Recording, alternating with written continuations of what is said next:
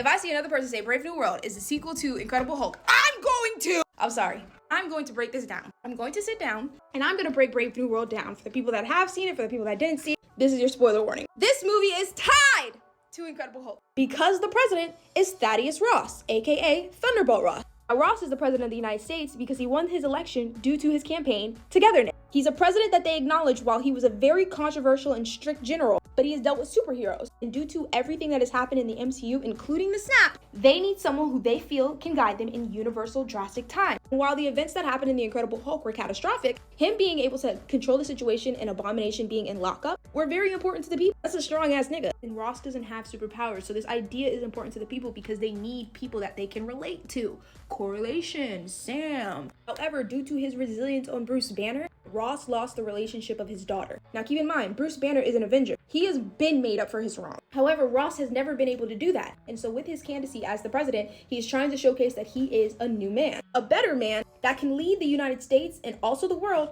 back to harmony. However, because of the ashes of the Eternals and them niggas not giving one fuck about that celestial being, the peace treaty that Ross is trying to push with the other world leaders is already kind of on edge because they're all right now working together to mine that celestial's adamantium. Remember, adamantium is what changed Wolverine's life. We can all attest that that's a very integral resource, especially when you're comparing it to the strongest source of metal that we know of in the MCU right now, which is vibranium. And because of that, this is where the story is shaped on the foundation of trust me, bro. Sam Wilson has already had his governmental conspiracy connection due to his relations with Steve. And if we keep drawing it back, you can also say due to the things that he discovered in Falcon and the Winter Soldier. The experiments that they held on many soldiers, many black soldiers, including Isaiah Bradley, who our new Falcon, Joaquin Torres. I think in the movie he says like, holy shit, you're the unacknowledged Captain America. Something like that, and more like a legendary status. Because of the efforts that Sam Wilson put in Falcon and the Winter Soldier, for Isaiah Bradley to be recognized. And in this moment, Sam takes Torres to meet Isaiah Bradley because Isaiah, who is a super soldier, has been Sam's physical training partner. This is important because Sam is not a super soldier. In comparison to Steve Rogers, he's technically a regular person who just happened to have his shit decked out by the Wakandians, as he mentions in Brave New World, due to what happened in Falcon and the Winter Soldier. The Wakandians owed him a favor and they made him a new suit. And it assists in him being a regular guy in bigger battles. And that is what a huge core of Brave New World is about. Because throughout each battle inside of the movie, Sam is proving why Steve Rogers gave him the shield. Why, if you were a viewer, he is eligible to be Captain America. But Sam's dilemma is that he's not as strong as Steve Rogers. He didn't fight the aliens in New York. He didn't really go toe-to-toe with Thanos. He's not a super soldier. So that is why Isaiah Bradley comes into such an important play. Because Isaiah, who didn't even get to be recognized as Captain America and was experimented on by the government, is helping shape an integral piece of his community. And this was something that Isaiah had feared with Sam even taking the shield just because he was a black man. So that's like so important. Now we have to get back to Ross.